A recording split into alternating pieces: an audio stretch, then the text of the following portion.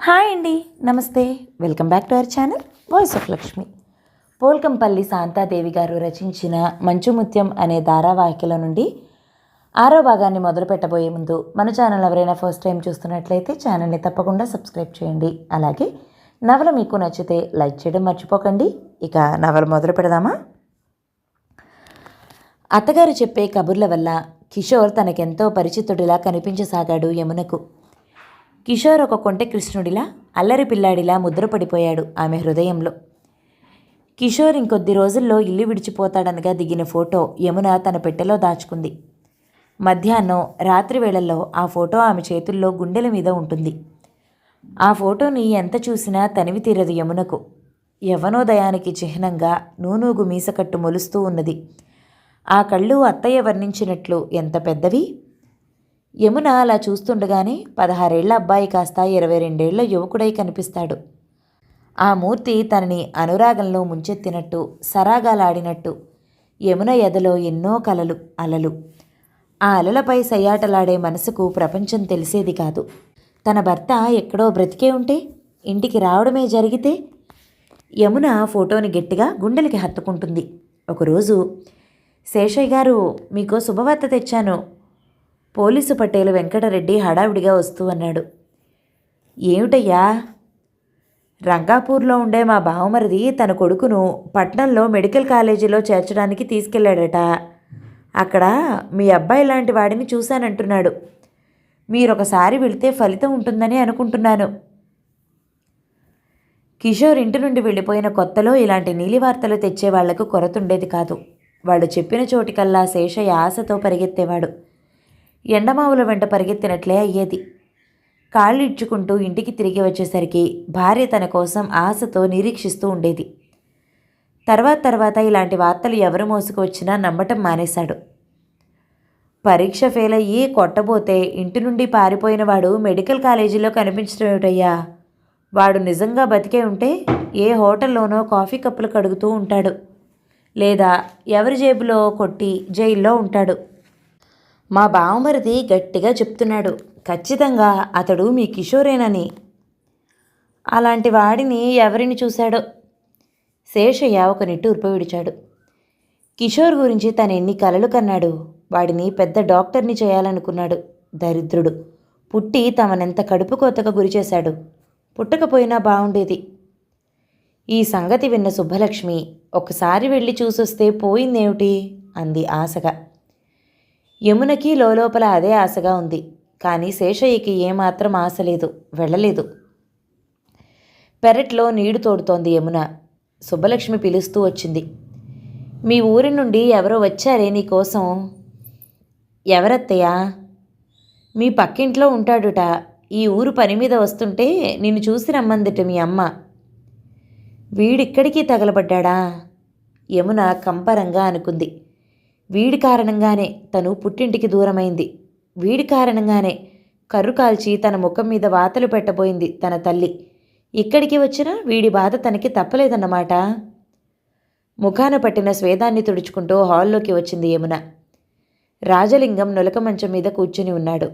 ఏమేమునా, బావున్నావా అని అడిగాడు చిరునవ్వుతో. యమున తలాడించింది బాగానే ఉన్నట్టుగా. నువ్వు చాలా నిశ్చింతగా, సంతోషంగా ఉన్నట్టుగానే తెలుస్తుంది. గుడ్లకి వచ్చిన పెట్టలా నిగారింపు తేలేవు. అక్కడ మీ అమ్మ సగం కడుపుకు పెట్టి మార్చేది. ఆ ఎండలో యవ్వన సహజమైన కోరికలు మాడి మసైపోతాయన్న భరోసాతో. ఇక్కడ అలాంటి కట్టడలేం లేనట్టున్నాయి. మీ అత్తామామ చాలా మంచివాళ్ళలా ఉన్నారు. యమున ముఖం అసహ్యంతో జేవురించిపోయింది. ఎందుకొచ్చావు? పొల్లవీరుపుగా అంది. నీకోసం. నిన్ను చూడకుండా కాలం గడపటం నాకు చాలా దుర్భరంగా ఉంది యమున. ఈ మాయదారి ప్రేమలో నేనెందుకు పడ్డానా అన్న చింత కలుగుతోంది. రాజలింగం వదనం అత్యంత విషాదంగా మారిపోయింది. ఇదే ఆఖరు కావాలి నీ రాక.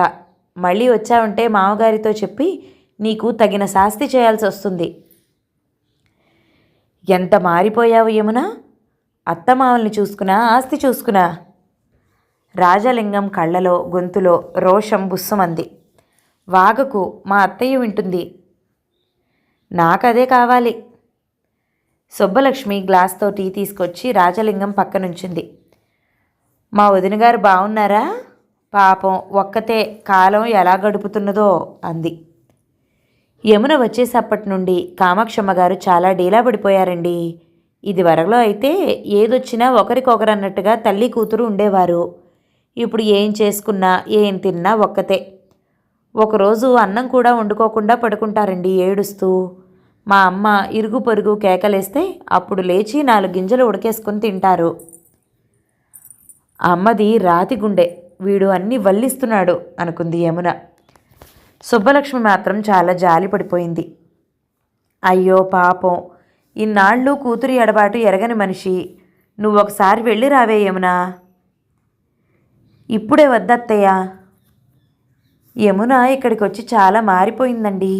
కన్న తల్లిని, పెరిగిన ఊరిని, అందరినీ మర్చిపోయినట్టుంది. ఆడపిల్ల జీవితంలో ఇది ఎంతో సహజమైన మార్పు కదయ్యా. మా వదిన గారితో చెప్పు, వచ్చి ఇక్కడ ఓ 4 రోజులు గడిపి వెళ్ళమని. యముననే పంపించేదాన్ని, కానీ పిల్ల ఇంట్లో తిరుగుతుంటే ఒంటరితనం ఇది వరకటిలా మా హృదయాల్ని తొలచటం లేదు. ఎప్పుడైనా యమునని పంపించినా ఒక పూట, ఒక రోజు కంటే ఎక్కువ ఉంచను. ఈ ఇంట్లో ఇంటివారిలో సంపాదించుకున్న స్థానం యమునని సంతృప్తిలో ముంచితే రాజలింగం కళ్ళలో ఈర్ష్యను రేకెత్తించింది. తన చేతుల నుండి జారిపోయిన పిట్టను వేటగాడు చూసినట్టుగా చూశాడు రాజలింగం యమునను. ఆ చూపు యమునను వణికింపచేయగా లోపలికి వెళ్ళిపోయింది. అమ్మకి నేను బాగున్నానని చెప్పు అని చెప్పేసి. రాజలింగం లేచి, వస్తాను, కామాక్షమ్మ గారికి ఏం చెప్పమంటారండి అన్నాడు. అంతా క్షేమమని చెప్పు, వదిన గారిని అడిగానని చెప్పు. అప్పుడు వెళ్ళిపోయిన రాజలింగం తిరిగి 15 రోజులు తిరగకుండానే వచ్చాడు. కామాక్షమ్మ గారు యమునను తీసుకురమ్మన్నారండి. కూతురు కళ్ళకు కట్టినట్టుగా ఉందిట, 2 రోజులు ఉంచుకుని పంపిస్తామని చెప్పారు అంటూ. యమునని పంపించడానికి సుబ్బలక్ష్మికి ఎంతమాత్రం ఇష్టం లేదు. కానీ వియ్యపురాలి కోరికను అంత తేలిగ్గా తీసివేయటం బాగుండదనిపించింది. కోడలి ప్రయాణానికి సన్నాహాలు చేస్తూ 2 రోజులంటే 2 రోజులే, 3వ రోజు నువ్వు ఇక్కడుండాలి అని చెప్పింది సుబ్బలక్ష్మి. అది ఆజ్ఞగా ఉన్నప్పటికీ విడిచి ఉండలేమన్న భావం వ్యక్తం చేసేదిగా ఉంది. యమున కళ్ళు ఆర్ద్రం కాగా పట్టుకుపోయిన గొంతుతో, అలాగే అత్తయ్య అంది. యమునకి ఇష్టం లేదు ఈ ప్రయాణం, కానీ రాజలింగాన్ని ఇంకెప్పుడూ ఇక్కడికి రాకుండా తలవాచేట్లు చీవాట్లు పెట్టాలన్న ఉద్దేశంతో బయలుదేరుతుంది. తన మాటను లక్ష్య పెట్టకపోతే అశ్వత్థ మామయ్యకి సంగతి చెప్తే ఆయనే చూసుకుంటాడు ఇతడి సంగతి. ఇదిగో ఈ చీర, జాకెట్ గుడ్డ మీ అమ్మగారికి ఇవ్వు, ఈ పళ్ళు నీ స్నేహితులకి పంచుకో అంటూ బుట్టలు సంచులు నింపసాగింది సుబ్బలక్ష్మి. ఇవన్నీ ఎందుకత్తయ్య 2 రోజుల కోసం? నీకా? మీ అమ్మకి నేను పంపుతున్న బహుమతులు. శేషయ్య ఊళ్ళోకి వెళ్ళి ఇంకా రాలేదు. ఆయన వచ్చాక చెప్పి వెళ్ళాలని అంతా సిద్ధమై నిలబడింది యమున. నులక మంచం మీద కూర్చున్న రాజలింగం సిగరెట్ ముట్టిస్తూ, పుట్టింటికి వెళ్తున్నట్టుగా కాక రాచి రంపాన పెట్టే అత్తింటికి వెళ్తున్నట్టుగా ముఖం పెట్టావు. ఇంకా నువ్వంటే అదే కోపంతో ఉందనుకుంటున్నావా మీ అమ్మ అన్నాడు. యమున మాట్లాడలేదు. శేషయ్య వరండా మెట్లు ఎక్కుతూ ఉండటం కిటికీలో నుంచి చూసిన రాజలింగం ఈ అవకాశం ఊరికే వదలదలచలేదు. మీ అత్తామామ నిన్ను ఎంత ఆదరంగానైనా చూసుకోవచ్చు, నీకు ఎంత ఆస్తైనా ఉండొచ్చు. ఇవన్నీ నీకు నిజమైన ఆనందాన్ని ఇస్తాయా యమునా? నువ్వెందుకు నా నుండి పారిపోవాలనుకుంటున్నావు? నువ్విక్కడుంటే నా ప్రాణాలన్నీ నీ మీదేనని తెలుసు. నీకోసం నేను ఇలా మాటిమాటికి పరిగెత్తుకు రావాలంటే ఎంత కష్టం. అసలు ఏం బాగుంటుంది? నన్ను ఇంకా ఎన్నాళ్ళు ఇలా వేధించాలనుకుంటున్నావు? నువ్వు నన్ను ప్రేమించకపోతే నాకింత బాధ ఉండేది కాదు. మీ అమ్మకి భయపడి యమున అరుపు మధ్యనే ఆగిపోయింది. గడపలో పెట్టిన మామగారిని చూడగానే రాజలింగం చప్పున సిగరెట్ పారేసి లేచాడు. బస్సుకి టైం అయింది, మీకోసమే చూస్తున్నాం అన్నాడు వినయంగా. శేషయ్య జోళ్లు విడిచి రాజలింగం కేసి పరిశీలనగా చూడసాగాడు. మల్లె పువ్వుల తెల్లటి లాల్చీ పైజమాలో మనిషి నీట్గా ఉన్నాడు. జుట్టు విషయంలో చాలా శ్రద్ధ తీసుకుంటాడనిపించేలా నొక్కులుగా దువ్వబడింది క్రాఫ్. చామన ఛాయగా ఉన్న ఒక విధమైన ఆకర్షణ ఉన్నది ఆ ముఖంలో. హఠాత్తుగా చూస్తే ఈ మనిషి ఎంతో ఉత్తముడిలా కనిపిస్తాడు. ఇతడు తొలిసారి వచ్చినప్పుడు శేషయ్య చూడటం పడలేదు. ఇలా ఒక మనిషి కోడలి ఊరి నుంచి వచ్చి వెళ్ళాడని మాత్రం తెలిసింది భార్య వల్ల. ఈరోజు యమునని వాళ్ళమ్మ తీసుకురమ్మన్నదని మళ్ళీ వచ్చాడు. కోడల్ని పంపకపోవడం అనేది సుబ్బలక్ష్మికే వదిలి ఆయన పని మీద బయటికి వెళ్ళిపోయాడు. వస్తూ రాజలింగం చివరి మాటలు విన్నాడు. రాజలింగం ఉద్దేశం సంపూర్తిగా నెరవేరినట్టే. పాలేరు అంతకుముందే సామాను బస్టాండ్కు మోసుకెళ్లాడు. అత్తగారికి పాదాభివందనం చేసి మామగారి ముందు వంగింది యమున. వెళ్ళొస్తాను మావయ్య. ఆమె నమస్కారం స్వీకరించడం ఇష్టం లేనట్టుగా చప్పున 2 అడుగులు వెనక్కి వేశాడు శేషయ్య. రానక్కర్లేదు. ఏ పరిస్థితిలోనూ నువ్వు మళ్ళీ గడప తొక్కడానికి వీల్లేదు. శేషయ్య గొంతు అరిచినట్టుగా ఆవేశంగా లేకపోయినా అందులో ప్రతిధ్వనించిన కఠినత్వం పాతాళంలోకి కృంగిపోయేలా ఉంది. యమున బిక్కముఖం వేసుకు చూసింది. ఏం మాటలండి, అదేం చేసిందని? నేను వెళ్ళమంటేనే తను వెళ్తుంది. రాజలింగం కేసి తీక్షణంగా చూస్తూ మళ్ళీ అన్నాడు శేషయ్య. వెళ్ళండి, ఒక్క క్షణం నా ఇంట్లో నిలవద్దు. మీరు ఇతడి మాటలు నమ్మకండి మావయ్య. యమునకి ఏడుపొచ్చేసింది. ఇప్పటి వరకు వేసిన వేషం చాలు, ఇక వేషాలేం వేయనక్కర్లేదు. నడు ముందు ఇంట్లోంచి. పద యమున, ఒక విధంగా నీకు బంధ విముక్తి దొరికిందనుకో. రాజలింగం అవతలికి దారి తీస్తూ అన్నాడు. నడవక చేసేదేముంది? నమ్మని వాళ్ల ముందు తన గోడు వెళ్ళబోసుకోవడం వ్యర్థం. ఆయన కోపం హద్దులు దాటితే తను అల్లరిపాలు కావాల్సిందే. దయించండి. అత్తగారికి చేతులు జోడించి రాజలింగం వెనుక కదిలింది. సుబ్బలక్ష్మి అయోమయంగా చూసింది భర్త ముఖంలోకి. ఛీ కులత! ఏహ్యంగా ఆయన ఉచ్చరించిన పదం సుబ్బలక్ష్మిని మరింత అయోమయంలోకి తోసింది. ఆ తర్వాత ఆయన చేసిన వివరణతో అవ్వా, ఇది నిజమా అన్నట్టుగా ముక్కును వేలుంచుకుంది. బస్టాండ్లో అడుగు మోపుతూ ఉండగానే బస్సు రావటం, ఎక్కటం, కదలడం జరగటంతో వసంతాపురం రోడ్డు దగ్గర బస్సు తమను దించేసిపోయే వరకు యమునకు రాజలింగంతో మాట్లాడడానికి వీలవ్వలేదు. అదృష్టవశాత్తు అక్కడ దిగింది తామిద్దరే. రాజుతున్న నిప్పు ఒక్కసారిగా భగ్గుమంటున్నట్టు మండిపడింది యమున. రాజలింగం, నీకు నేనేం అపకారం చేశానని నా మీద పగబట్టావో? రాజలింగం అతి శాంతంగా, నువ్వు నాకు అపకారం చేయటం, నేను పగబట్టడం ఏమిటి యమునా? నిన్ను నేను ప్రేమించాను. నిన్ను నా దాన్ని చేసుకోకపోతే నేను బ్రతకలేను అన్నాడు. నువ్వు ప్రేమించడానికి నేనే దొరికానా? సరే యమునా, నీ జోలికి రావడం మానేస్తాను. నువ్వు ఈ జీవితంలో తృప్తి పడగలవా? ఇప్పుడు తృప్తిగా ఉన్నావా? తృప్తి అదెక్కడిది? అంత బలవంతంగా ఆశల్ని, కోరికల్ని చంపుకోవాల్సిన అవసరం ఏమిటి యమునా? తలదాచుకోవడానికి నా గుండెల్లో చోటిస్తానంటున్నాను. గృహిణిగా జీవించడానికి నా జీవితంలో చోటిస్తానంటున్నాను. ఇది నిజంగా బంగారు అవకాశం నీకు. నేను పెళ్ళైన దాన్నని, మళ్ళీ పెళ్ళన్నది ఊహించడానికి అనుమతినివ్వని వంశమని మరిచావా? పెళ్ళయింది, భర్త లేడు.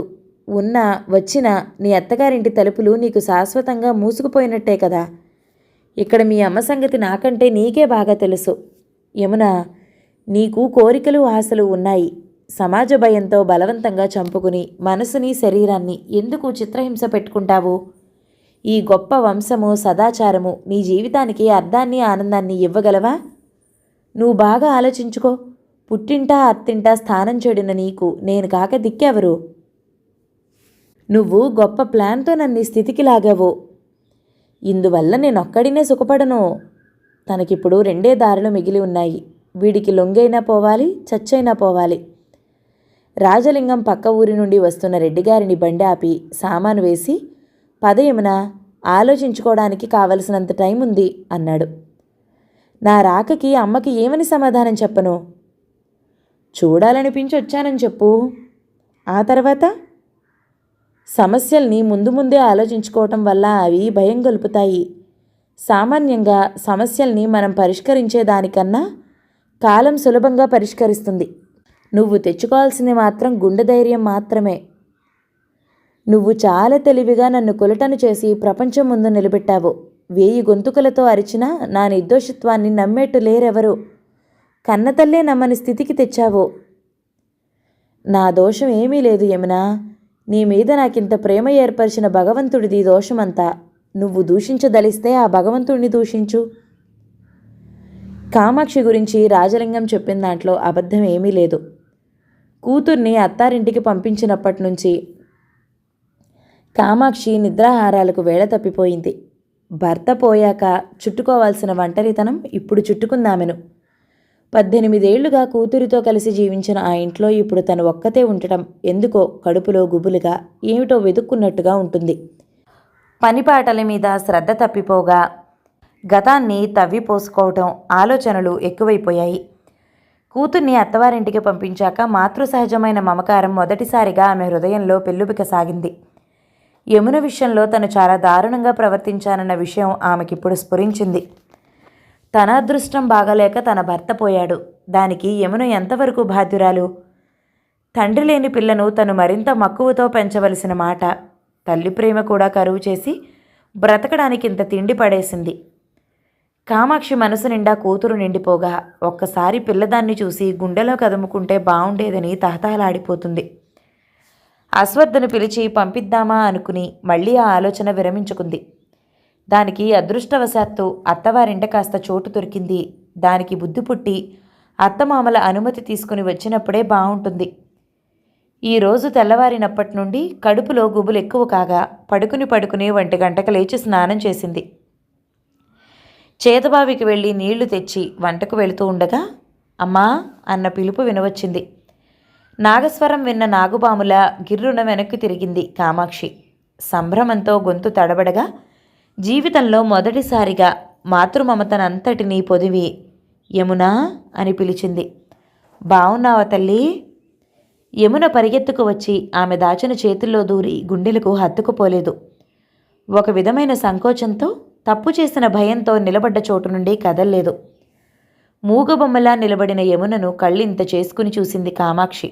ఆకుపచ్చ వెంకటగిరి చీరలో మెడ వంగిపోయే నగలతో నునుపు తేలిన శరీరంతో ఐశ్వర్యవంతుల ఇంటి కోడలిగా కనిపిస్తున్న కూతుర్ని కంటి నిండుగా చూసుకుంది కామాక్షి. కుశల ప్రశ్నల తర్వాత యమున అత్తవారింటి విషయాలు రాక వివరాలు అడిగింది. నిన్ను చూడాలని బుద్ధి పుట్టింది, వచ్చానమ్మా. ఒక్కతినే పంపించారేమో, వెనకెవరూ రాలేదు. తెలిసిన దారి ఎంత దూరమని. అయినా అత్తయ్య ఇల్లు విడిచి కదలదు, మామయ్యకు పనులు, ఇంకెవరున్నారు రావడానికి? మాట్లాడుతున్నదే కానీ యమునకి మనసులో లేదు, గుండెలో గుండె లేదు. అసలు జరిగిన సంగతి తల్లికి తెలిస్తే ఆవిడకి తన జీవితం పట్ల ఏర్పడిన నిశ్చింత ఎగిరిపోవటం అలా ఉంచి తనని నరికి పోగులు పెడుతుంది. కానీ నిజం ఎన్నాళ్ళు కప్పిపెట్టడం? మీ ఆయన సంగతులు ఏమైనా తెలిసాయిటే? నీ దురదృష్టం ఇంకా ఎన్నాళ్ళు వెంటాడుతుందో నిన్ను. కామాక్షి నిట్టూర్పు విడిచింది. నిన్నే రమ్మన్నారా, వాళ్లే వచ్చి తీసుకెళ్తారా? ఏమో, ఏం చెప్పలేదు. తన తల్లి కోసం అత్తగారిచ్చిన చీరసారలేవి బయటికి తీయలేదు. అవి ఎలా వచ్చాయో అలాగే వెనక్కి పంపించేయాలి. పళ్ళు మాత్రం పాడైపోతాయని బుట్టలోంచి తీసి వాళ్ళకి వీళ్ళకి పంచింది. మేనకోడలు వసంతాపురం వచ్చిన సంగతి తెలిసి అశ్వత్థ చూడటానికి వచ్చాడు. మీ అత్తమామ నిన్ను బాగా చూసుకుంటారా యమునా? మళ్ళీ ఎప్పుడు ప్రయాణం? మేనమామ అలా అడుగుతుంటే యమునకి ప్రాణం పోతే బావుండునని అనిపించింది. తల్లి నీళ్ల కోసం బయటకు వెళ్ళిన సమయం చూసి అసలు జరిగిన సంగతి అశ్వత్థకి చెప్పేసింది యమున. అమ్మకి మాత్రం ఈ సంగతి తెలియనీకు మావయ్య. అశ్వత్థకి రాజలింగాన్ని నరికి పోగులు పెట్టాలన్నంత కసిరేగింది. నువ్వొకసారి వెళ్ళి నేను ఏ పాపం ఎరగనని చెప్పు మావయ్య. వాళ్ళు కనికరం చూపకపోతే ఇవిగో ఈ నగలు, ఈ బట్టలు వాళ్ళవి వాళ్ళకిచ్చేసిరా. అత్తగారు తనకు పెట్టిన నగలన్నీ తీసి చిన్న డిబ్బీలో ఉంచి అశ్వత్థకిచ్చింది. ముందు ఆ రాజలింగం సంగతేదో తేల్చుకొని. వాడు మగవాడు మావయ్య, వాడి నాలుక ఎటైనా తిరుగుతుంది. మనం నోరు చేసుకున్నా చేయి చేసుకున్నా అల్లరిపడేది నా బ్రతికేగా, కన్నీటితో అంది యమున. అయితే కాళ్ల మధ్య తిరుగుతున్న పామును అలా వదిలిపెట్టాల్సిందేనా? వాడు పాము లాంటి వాడే కానీ పాము కాదుగా. వాణ్ణి తంతే 10 మందికి కూలిచ్చి నిన్ను తన్నించగలడు. ప్రాణం తీస్తావా? నీకోసం ఉరికమ్మం తయారుగా ఉంటుంది. నువ్వు ఏ విధంగానూ వీడికి బుద్ధి చెప్పలేవు మావయ్య. అశ్వత్థకి అరిటాకు ముళ్ళు సామెత గుర్తొచ్చి తన ఆగ్రహావేశాల్ని నిగ్రహించుకోక తప్పలేదు. ఒకనాడు యమున మామగారు దాని పుస్తె తెంచివేయమని అంటే ఆయన్ని ఏం చేయలేకపోయాడో అలాగే ఇప్పుడు రాజలింగాన్ని ఏం చేయలేననుకున్నాడు. నువ్వు మాత్రం వాడి కంటపడకు, నీతో మాట్లాడే అవకాశం ఇవ్వకు అని మాత్రం యమునకి చెప్పాడు. పాలవెల్లికి వెళ్ళిన అశ్వత్థ యమున ఇచ్చిన నగలు బట్టలు తిరిగి తీసుకొచ్చాడు. ఒకరికి ఇచ్చిన వస్తువులు తిరిగి వెనక్కి తీసుకునే వంశం కాదటమ్మా మీ అత్తగారిది. ఇవి నీకే ఇమ్మన్నారు. పోతే వాళ్లకు ఎంత చెప్పి నీ మీద కలిగిన అపోహ తొలగించలేకపోయాను. శాశ్వతంగా నరక కూపంలో పడిపోయినట్టు అనిపించింది యమునకు. అక్కయ్య, యమున ఇక అత్తగారింటికి వెళ్ళదు. యమున నీతో చెప్పలేదు కానీ నాతో అన్ని సంగతులు చెప్పింది. వాళ్ళొత్త కిరాతకులు. యమునని చాలా బాధలు పెట్టారు. ఇదేమిటని అడగపోతే కొట్టొచ్చినంత పని చేశారు. నీ వియ్యంకుడు ఎప్పుడూ అది తమ గొడప తొక్కడానికి వీల్లేదన్నాడు. బాధలంటే ఏం బాధలు? కామాక్షి విస్తుపోయి అడిగింది. పాలేళ్లతో మాట్లాడినా వాళ్ళకి అనుమానమేనమ్మా. ఈ మాట చెప్తుంటే యమునకి గొంతు తడారిపోయింది. ఈ సమయంలో రాజలింగం పేరు బయటికి వచ్చిందా అమ్మ వాణ్ణి చంపేసి ఉరికమ్మ ఎక్కుతుంది. కామాక్షికిది తట్టుకోలేని అఘాతమే అయింది. కూతురికి అత్తగారింటి తలుపులు శాశ్వతంగా మూసుకుపోయాయి. కిషోర్ రిజల్ట్స్ వచ్చాయి. కొద్ది రోజుల్లో అతడు అమెరికా వెళ్ళిపోతున్నాడు. ఒక్కసారి అతడిని ఏకాంతంగా కలుసుకుని మాట్లాడాలని అవకాశం కోసం చూస్తోంది ఉదయ. కిషోర్ ఇంటి పట్టునుండటం అలా ఉంచి ఇంటికి రావటమే తగ్గించాడు. రాత్రివేళ పడక బుక్ షాప్కే మార్చుకున్నాడు. భోజనం ఎక్కడో చేస్తున్నాడు. అమ్మా నాన్న కూడా అతడి విషయం పట్టించుకోవడం మానేశారు. ఎందుకని? కిషోర్ తన్నెందుకు తప్పించుకు తిరుగుతున్నాడు? ఒక ఉదయం మేడ మీద తన గదిలో కిటికీ దగ్గర నిలబడి కిషోర్ రావటం చూసింది ఉదయ. ముఖం గబగబా కడిగేసుకుని కిందికి వచ్చింది. కిషోర్ గదిలో అడుగుపెట్టి బొమ్మలా ఆగిపోయింది. లెదర్ బ్యాగ్లో బట్టలు, షేవింగ్ బాక్స్ మొదలైన సరంజామా సర్దుకుని వెనక్కి తిరిగి చూసిన కిషోర్ ఉదయను చూసి తడబడ్డాడు. అక్కడ నిలబడ్డావేం ఉదయ? ఎక్కడికి ప్రయాణం? ఊరికి. ఏ ఊరికి? మా ఊరికి. ఇన్నాళ్లకి అమ్మా నాన్నని చూడాలనిపించిందా? అనుకున్న ఆశయం నెరవేరిందిగా. నేను వస్తాను నీతో. పల్లెటూళ్ళు ఎలా ఉంటాయో ఎప్పుడు చూడలేదు నేను. నాతో నిన్ను చూసి వాళ్ళు ఏమైనా అనుకోగలరు. ఎలా తిరిగినా పట్టించుకొని పట్నవాసం మనుషులు కాదు వాళ్ళు. నన్ను వాళ్ళ కాబోయే కోడలిగా పరిచయం చేయడానికి నీకేమైనా అభ్యంతరమా? సూటిగా వచ్చిన ఈ ప్రశ్నకు ఏం జవాబివ్వాలో తోచలేదు కిషోర్కు. బ్యాగ్ సర్దుకోవటంలో ఆ మాట విననట్టు నటించాడు. సహనం నశించిపోగా ఉదయ కిషోర్ని సమీపించింది. అతడి మెడ చుట్టూ చేతులు పెనవేసి అతడి కళ్ళలోకి గుచ్చి చూస్తూ, కిషోర్, నిజం చెప్పు, నన్ను దూరం చేయాలని చూస్తున్నావు కదూ అని అడిగింది అదిరే పెదవులతో. అదేం లేదు ఉదయ. ఒకసారి మా ఊరికి వెళ్ళి మా వాళ్లకు కనిపించరాని తర్వాత మా వాళ్ళు మీ వాళ్ళు ఏమంటారో. కిషోర్ ముఖం తిప్పుకున్నాడు. మా వాళ్ళు అనేది ఏం లేదు. మీ వాళ్ళు ఏమైనా అంటారని సందేహం ఉంటే నన్ను నీతో తీసుకెళ్ళు. నన్ను నీకు దూరం చేయొద్దని మీ వాళ్ళ కాళ్ళ మీద పడి వేడుకుంటాను. ఈ ప్రేమమయిని, ఈ మృదు హృదయిని మోసం చేస్తున్న తన అసహాయత తనకే అసహ్యం గొలిపింది కిషోర్కు. ఒకనాడు ఊరి నుండి ఎలా పారిపోయి వచ్చాడో అలాగే వెళ్ళిపోతున్నాడు. ఇంకెప్పుడు తను ఉదయ కళ్ళలో పడ్డడు. ఉదయని చూడడు. కిషోర్ గుండెలు బరువెక్కిపోయాయి. ఇదే ఆఖరి చూపు అనుకుంటుంటే అతడి మనసు అదుపు తప్పిపోయింది. ఉదయ ముఖాన్ని మృదువుగా చేతిలోకి తీసుకుని ఆమె ఫాలభాగంపై సున్నితంగా ముద్దు పెట్టుకున్నాడు. అతడి కళ్ళలో కదిలి వస్తున్న కన్నీరు చూసి గాబరా పడింది ఉదయ. కిషూ, ఏమిటిది? విచలితంగా అడిగింది. ఏం లేదు. కిషోర్ ఉదయను వదిలి బ్యాగ్ సర్దుకోవటం పూర్తి చేసుకున్నాడు. మళ్ళీ ఎప్పుడొస్తావు? త్వరలోనే. బ్యాగ్ భుజానికి తగిలించుకుని కృష్ణారావు గదిలో ప్రవేశించాడు. వెళ్ళొస్తాను డాక్టర్. కిషోర్ ప్రయాణం సంగతి ముందే తెలుసు కృష్ణారావుకు. బేబీ జీవితం నుండి అతడు శాశ్వతంగా నిష్క్రమిస్తున్నాడన్న సంగతి తెలుసు. అందుకే కిషోర్ని చూస్తూనే ఆయన వదనం లానమైంది.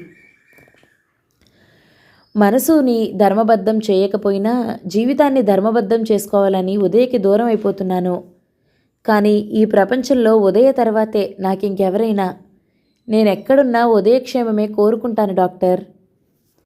కృష్ణారావు లేచి కిషోర్ భుజం మీద చెయ్యి వేశాడు. నీలాంటి ఉత్తముడిని అల్లుడిగా పొందలేకపోతున్న దురదృష్టవంతుడిని. ఇక నా బేబీ సంగతి చెప్పేదేముంది? దాన్ని అసలు ఎలా కాపాడుకోవాలో దుఃఖం ఆయన గొంతును పట్టేసింది. వస్తాను డాక్టర్. నువ్వు జీవితంలో పైకి, చాలా పైకి పోవాలని ఆశీర్వదిస్తున్నాను. కిషోర్ చేతిలో చేయి కలిపి నొక్కి వదిలిపెట్టాడు. వసంతాపురం రోడ్. కండక్టర్ కేక వేశాడు. కిషోర్ బ్యాగ్ తీసుకుని దిగాడు. వసంతాపురం అని రాసి ఉన్న బోర్డు పక్క నుండి బండి బాట కనిపిస్తుంది. కిషోర్తో పాటు మరో 2 దిగారు. వాళ్ళు వసంతాపురం వెళ్లేవాళ్లే. కిషోర్ బ్యాగ్ భుజాన వేసుకుని వాళ్లతో పాటు నడవసాగాడు. ఎవరింటికి బాబూ? ఇద్దరిలో ఒకడు అడిగాడు. కామాక్షమ్మ ఇంటికి. వాళ్ళు మీకేమవుతారు? బంధువులు. పని మీద వస్తున్నారా? ఏం పని ఏమిటి అని అడగలేదు వాళ్ళు. కానీ కామాక్షి దయనీయ గాథ స్మరించుకోక మానలేదు. చాలా సంగతులతో పాటు ప్రస్తుతం కామాక్షి అత్తవారింటికి దూరమైన కూతురు దిగులుతో మంచం పట్టిన సంగతి కూడా తెలిసింది కిషోర్కి. బాటకిరుపక్కల పచ్చగా బాకాల్లా ఆగుపడుతున్న పువ్వులతో పచ్చగన్నేరు చెట్లు దట్టంగా ఉన్నాయి. ఎండ నడినెత్తిన ఉండటం వల్ల వాటి నీడ ప్రయాణికులకు ఉపయోగపడటం లేదు. ఈ దారిన చాలా ఏళ్ల క్రితం బండిలో పెళ్లి కొడుకులా వచ్చి పెళ్లి చేసుకుని పెళ్లి పిల్లతో తిరిగి వెళ్ళాడు. మళ్ళీ ఇప్పుడు వస్తున్నాడు. వాళ్ళు తనని గుర్తుపట్టగలరా? హఠాత్తుగా వెళ్తున్నాడు. తనని ఎలా పరిచయం చేసుకోవాలి? ఊళ్ళో ప్రవేశించాడు. తనతో వస్తున్న వాళ్ల వల్లే కామాక్షి ఇల్లు ఎటువైపు ఉన్నదో తెలుసుకుని నడిచాడు కిషోర్. కామాక్షి బ్రతుకులాగే పెళ్లలుడిపోయిన మట్టి కొంప. వరండాలోకి వచ్చి లోపలికి తొంగి చూశాడు. వసారాలో ఆ చివర నొలక మంచంలో అస్థిపంజరం లాంటి ఆకారం నిశ్చలంగా పడుకుని ఉంది. ఎవరండి ఇంట్లో? ఆకారంలో కదలిక రాలేదు. కానీ ఇంట్లోంచి చేతిలో ఒక ఇత్తడి గ్లాసు పట్టుకుని ఒక యువతి వచ్చింది. చేరకుచ్చెళ్ళు పైకి దోపి కొంగు నడుముకి చుట్టింది. ముఖం మీద ముత్యాల్లా పట్టిన స్వేదం. ఆ స్వేదాన్ని అంటుకుపోయిన ముంగురులు. ఈ పిల్లతో తన పెళ్లి ఒక బొమ్మల పెళ్లిలా జరిగిపోయింది. వివాహంలో చాలా తంతులలాగే పిల్లమెడలో మాంగళ్యం కట్టిన గుర్తు కూడా లేదు తనకిప్పుడు. అప్పటికి 18 ఏళ్ళు ఈ పిల్లకి.